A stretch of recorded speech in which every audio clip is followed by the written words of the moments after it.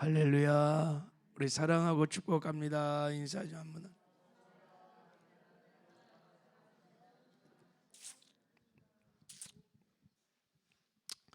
우리 영상으로 새벽 예배 함께 드리는 지체들도 사랑하고 축복합니다.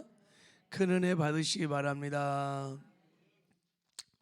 오늘 본문은 요셉이 애굽으로 팔려가는 이야기가 오늘 본문에 나와 있죠. 그죠? 17살의 어린 나이에 형들에 의해서 노예로 지금 애굽으로 팔려가는 거예요. 참 인간적으로 보면 너무 정말 불쌍하고 또 억울하기도 하고, 그죠? 정말 가족 안에서 있어서는 안 될 일들이 벌어진 거예요. 형들이 동생을 그렇게 박을 하고 팔아넘겼으니까. 우리는 이런 사건들을 어떻게 바라봐야 되는가, 또 이 사건을 어떻게 해석해야 될까. 요셉이 이 사건을 통해서 이제 보디발의 집에 종살이하고 또 억울한 누명 쓰고 그 아내가 꼬셔서 억울한 누명 쓰고 감옥에 들어가고 그의 청춘을요 다 옥살이 하면서 종살이 하면서 보냈어요. 요셉이 꿈에도 상상하지 못했던 일들일 것입니다. 그의 젊은 날을 다 종살이 하면서 옥살이 하면서 어쩌면 정말 억울하게 보냈어요. 이런 고난들을 우리는 어떻게 바라봐야 하는가. 한번 오늘 우리 예수 그리스도 안에서 우리 그리스도인들의 고난을 바라보는 좀 관점에 대해서 이런 각도로 한번 본문을 좀 보시기를 바랍니다. 먼저 요셉이 애굽으로 팔려간 이런 고난을 당한 것은 뭐 형들이 사실은 요셉을 미워해서 팔았다기보다 하나님으로 말미암아 이 고난이 시작됐다는 것을 일단 알 수 있습니다. 그러니까 이 고난이 하나님의 손 안에 있는 거예요. 자, 우리 한번 18절을 한번 읽어보겠어요. 자, 시작. 요셉이 그들에게 가까이 오기 전에 그들이 요셉을 멀리서 보고 죽이기를 꾀하여 서로 이르되 꿈꾸는 자가 오는도다. 20절도 자, 그를 죽여 한 구덩이에 던지고 우리가 말하기를 악한 짐승이 그를 잡아먹었다 하자. 그 꿈이 어떻게 되는지를 우리가 볼 것이라 아는지라 그랬어요. 형들이 요셉을 팔아서 죽이려고 했다가 요셉을 팔아서 애굽으로 판 것은 단순히 아버지가 요셉을 편애해서 뭐 그런 이유만이 아니었어요. 그 근본적인 이유가 아니고 요셉을 볼 때 꿈꾸는 자가 오는도다 그랬어요. 저 꿈이 어떻게 되는지 한번 죽여보자. 무슨 말이에요? 요셉이 꿈을 꿨잖아요, 그죠? 요셉이 형들의 주가 되고 형들이 요셉에게 다 순종하는 꿈을 꿨어요. 그것 때문에 요셉이 고난을 당하는 거예요. 그것 때문에 형들이 요셉을 미워했고 요셉을 죽이려고 했던 것입니다. 그러니까 아버지의 장자권이 그 12 아들 중에 요셉에게 넘어간 거예요. 이게 고난의 시작이었어요. 그러니까 하나님의 구속의 역사를 아브라함, 이삭, 야곱 그리고 11 아들을 째끼고 요셉을 통해서 이루어가게 한 거예요. 꿈을 요셉이 꿨단 말이죠. 이게 고난의 발달이었어요. 왜 하나님께서 요셉을 선택했느냐? 그 많은 아들들 중에서 장자 루벤도 제끼고 어린 요셉을 선택을 했습니다. 이게 가족 안에 여러분 흔치 않은 일이란 말이죠. 우리가 사극 같은 걸 보면요, 왕을 누구로 세우냐 해서 자식들 간에도 막 알력이 생기고 막 그런 것처럼 이 요셉이 장자권이 요셉에 넘어갔기 때문에 이 엄청난 고난이 시작된 거예요. 왜 하나님이 요셉을 선택했느냐? 우리 어제 살펴봤죠, 그죠? 요셉이 의로운 자였어요. 형들의 그 악한 행실들을 그냥 보지 않고 아버지 앞에 솔직하게 고하고, 그런 불의와 타협할 수 없는 정직하고 의로운 자였다는 것을 우리는 알 수 있습니다. 실제 요셉의 인생에 보디발의 아내가 미혹할 때 보통 남자 같다면 다 넘어가. 근데 그런 미혹에도 넘어가지 않고 감옥에서도 총무일을 얼마나 잘하는지 그가 의롭기 때문인 거예요.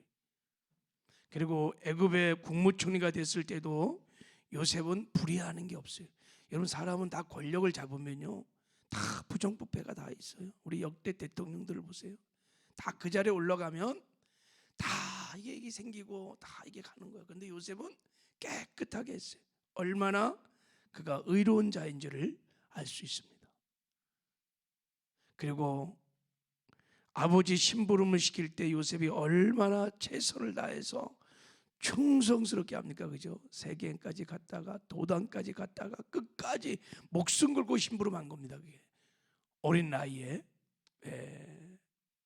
중심에 뭐가 있어요? 충성스러운 마음이 있습니다. 요셉에게. 여러분, 다윗을 하나님이 선택할 때 뭐를 보고 선택했냐면 다윗의 중심을 보시고 내 마음의 합한 자라 그랬어요. 중심에 뭐가 있었을까요? 어린 다윗의 중심에 요셉처럼 충성된 마음이 있었어요. 아버지가 다윗에게 양을 맡겼어요. 양을 맡겼는데 다윗이 얼마나 충성스러우냐면 그 양 새끼 염소나 새끼 양이 사자나 곰이 와서 잡아먹으려고 그럴 때 보통 사람 같으면 그냥 다 도망가는데 다윗은 어떻게 했다고요? 싸웠다 이거예요. 새끼를 움켜가면 끝까지 따라가서 자기가 목숨을 걸고 싸워서 새끼를 빼냈다는 거예요. 뭐를 말합니까? 충성스러움을 말하는 거예요. 요셉도 마찬가지. 그 100km가 되는 그 먼 길을 혼자서 어린 나이에 아버지 심부름 시켰다고 순종하고 가서 끝까지 세겜이 없으니까 도단에 가서, 여러분, 그 충성심을 보고 하나님이 요셉을 장자로 선택한 줄 믿습니다. 내 마음의 합한 자로다. 내가 너를 통하여 하나님의 뜻을, 나의 뜻을 이루어 가리라 하고 작정을 한 것입니다. 자, 이제 하나님께서 성경을 보면 이렇게 하나님이 선택한 사람들을 사용할 때 항상 준비된 사람을 사용한다는 거예요. 하나님의 사람으로 준비해 놓고 사용한다는 거예요. 어떤 사람?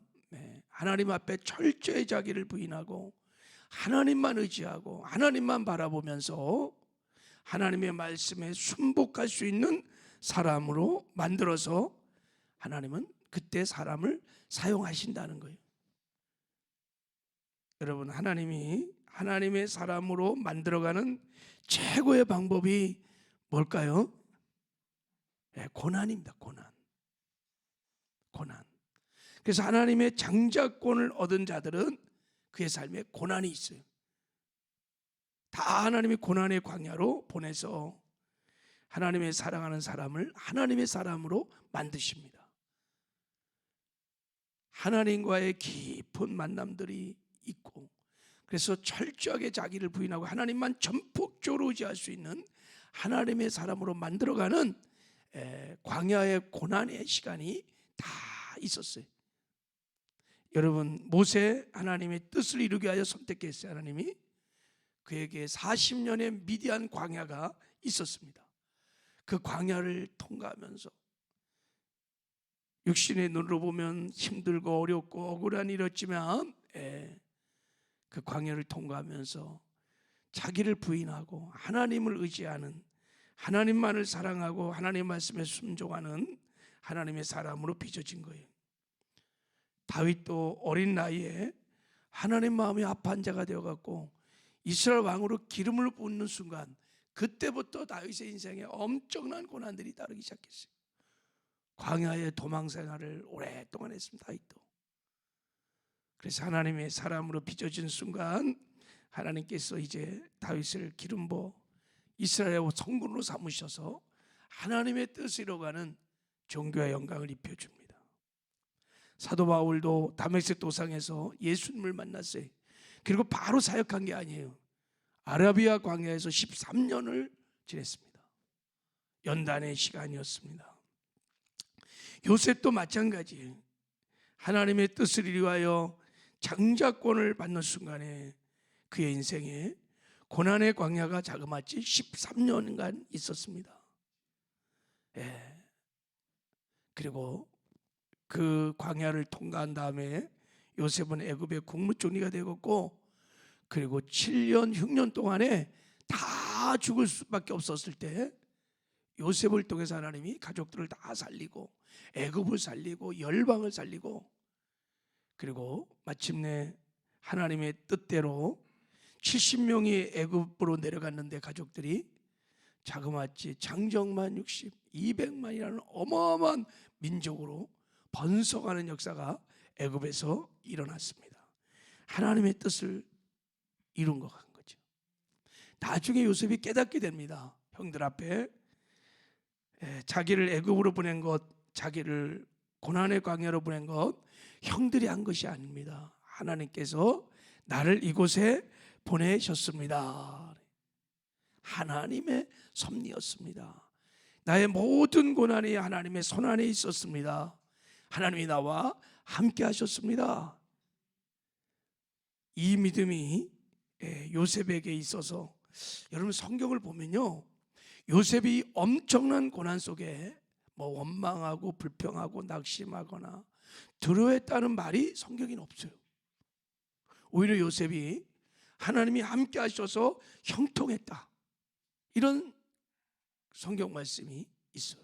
요셉이 옥살이를 하면서도 형통하였더라. 감옥에 들어간데도 형통하였더라. 하나님이 늘 함께 하셨다는 것입니다. 여러분, 우리의 삶에도 크고 작은 요셉과 같은 고난들이 있을 것입니다. 전에도 있었고 지금도 있고 앞으로도 있을 거예요. 여러분, 그 고난들이 하나님의 절대 주권, 하나님의 손안에 있음을 믿으시기 바랍니다. 그리고 고난 중에 함께 하셔서 하나님이 반드시 합력하여 선을 이루어 주십니다. 그리고 우리는 깨닫게 될 것입니다. 하나님이 함께 하셨습니다. 하나님이 하셨습니다. 이런 절대 주권의 믿음을 가지고 크고 작은 인생의 고난 앞에서 낙심하거나 또 절망하지 마시고, 또 누구를 탓하고 또 원망불평하지 마시기 바랍니다. 그 하나님 바라보시고 믿음으로 순종하고 또 그 하나님 신뢰하고 믿음으로 나가면 반드시 하나님의 때가 되면 합력하여 선을 이루시는 영광을 보게 될 것입니다. 그리고 나를 통해서 하나님이 뜻을 이루어가는 존귀와 영광도 보게 될 것입니다. 그런 복된 삶을 사시는 저와 여러분 되기를 주님의 이름으로 축복합니다. 그리고 이런 관점으로 이제 한번 오늘 본 말씀을 읽어보십시오. 그러면 하나님의 놀라운 섭리를 깨닫게 될 것입니다. 우리 기도하겠습니다. 하나님 아버지, 감사합니다. 우리의 삶에 크고 작은 요셉처럼 고난이 밀려올 때 눈에 보이는 환경과 고난의 역경들을 바라보고 쉽게 낙심하고 절망하고 두려워하지 않게 하여 주시고, 살아계신 하나님, 우리의 인생의 생사복을 주관하시는 절대 주권의 하나님, 그 하나님을 바라보고 그 하나님을 의지하고 그 하나님이 나와 함께 하심으로 반드시 합력하여 선을 이룰 것을 믿고 하나님 의지하고 오직 주님만 신뢰하고 믿음으로 순종하며 나가게 하여 주시옵소서. 그래서 하나님께서 마침내 합력하여 선을 이루시는 영광을 목도하는 은혜가 있게 하여 주시옵소서. 예수님의 이름으로 축복하며 기도했습니다.